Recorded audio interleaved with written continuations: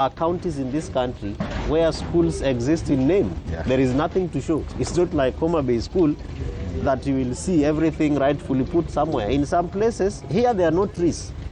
We have buildings, brick and mortar, but there are places where those trees are classrooms.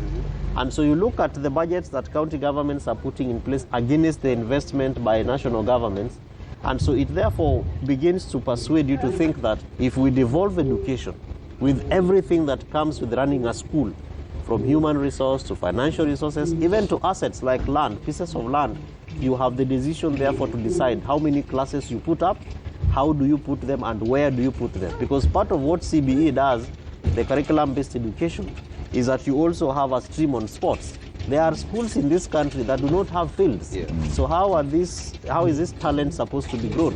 And that yet this land, the asset, is in a county government. So big conversations, in my view.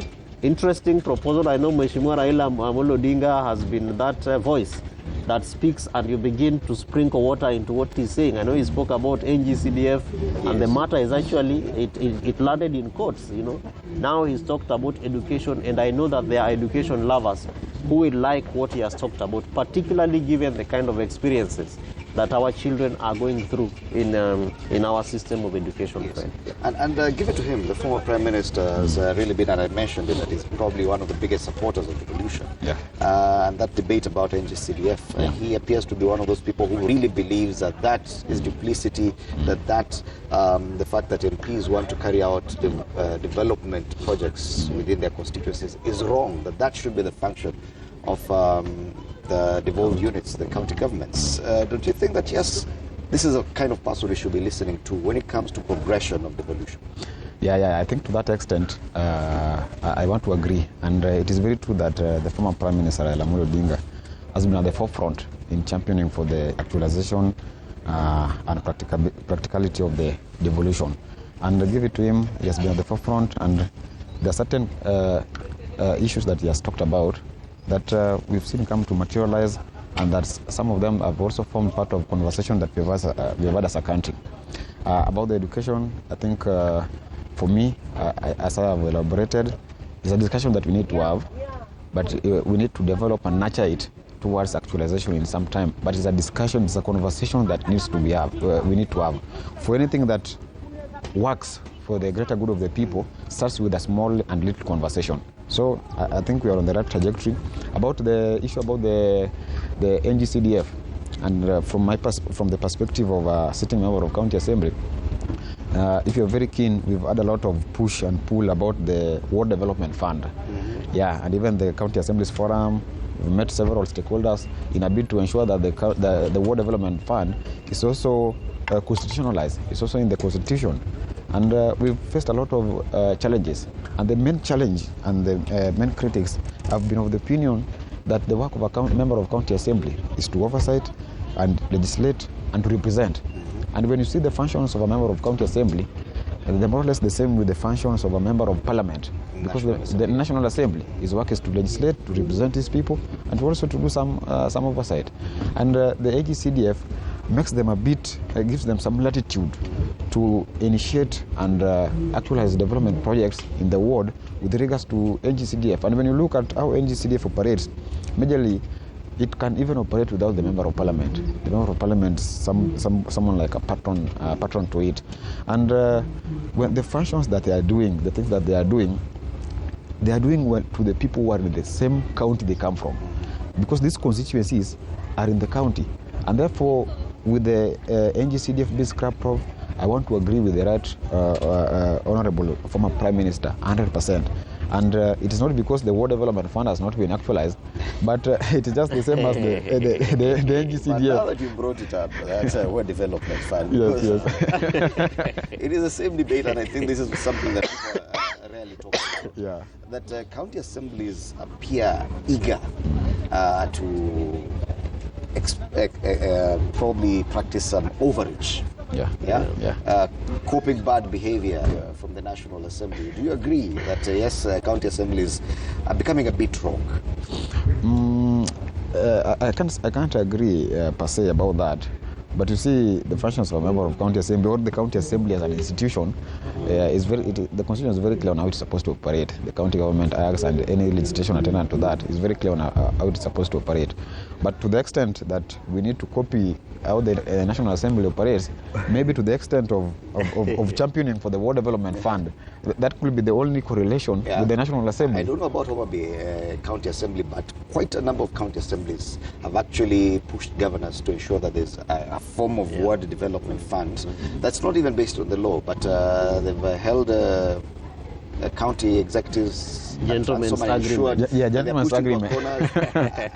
and ensure this is happening. Don't you think that that is also a problem? You know, the issue of the War Development Fund, just as the CDF started long ago, when you remember the Building Bridges Initiative, the BBI, it was greatly captured.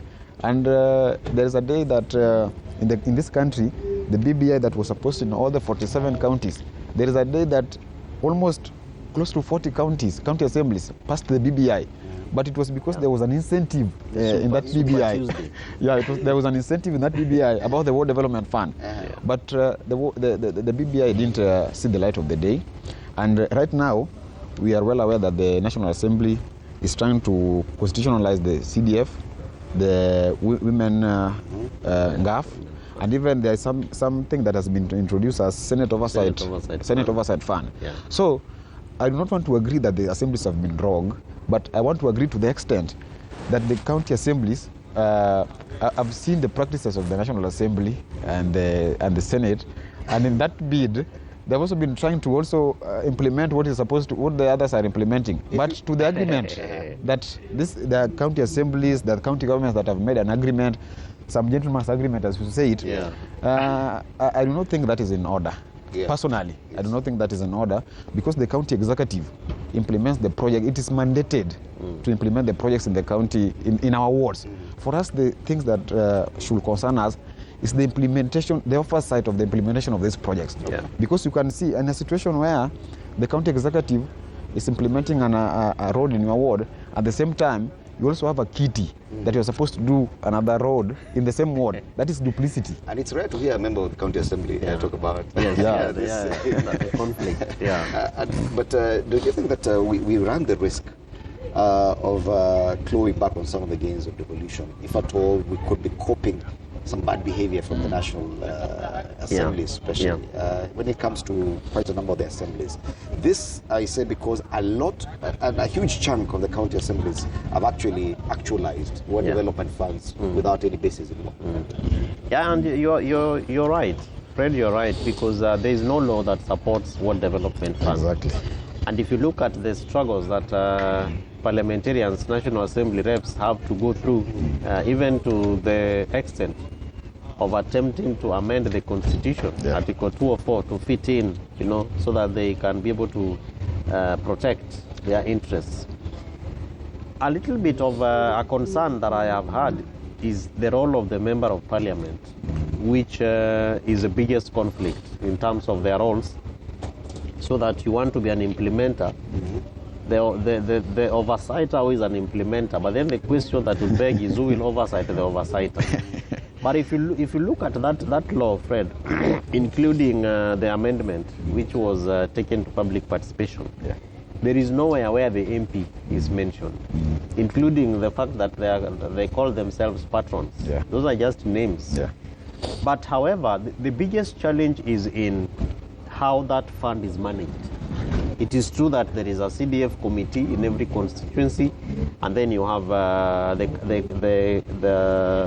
the national government, the CDF board representatives at the constituency. So you have constituency CDF managers who are also supposed to be part and parcel of management of those particular funds. The challenge is that this manager is a PNP, is a public servant who does not necessarily come from that constituency. You can be sent in today. Of course, the expectation is that 5 years is a change, but you can be transferred. And that act, including the policies that govern CDF, have also expressly indicated how the board is supposed to relate to prioritization of projects funded by CDF. Allow me to cut you short. We'll continue with this conversation shortly. The issue of CDF and what the county assemblies are trying to do without any basis in law. You're watching our special coverage of the Devolution Conference 2025. Let's take a short break. We'll be right back.